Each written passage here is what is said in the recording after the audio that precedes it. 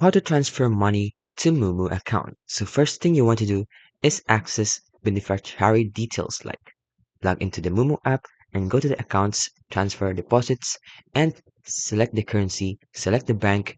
If applicable, tap the bank transfer.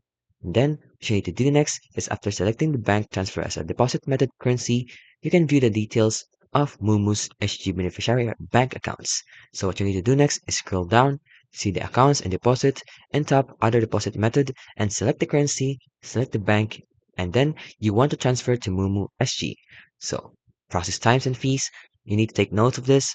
Designated unique beneficiary account number for each client. So when making a transfer, you need to specify the currency you want to deposit, otherwise some banks may automatically convert the currency of your transfer into Singaporean dollars. So check the process times and fees, and then take notes of the facts. So it's very simple, but here's a detailed step. So log into the Moomoo app, go to the transfers, go initiate the deposit, choose the deposit method, link your bank account, enter the deposit amount, review and submit, and confirm. And that's how you can basically transfer money to Moomoo account.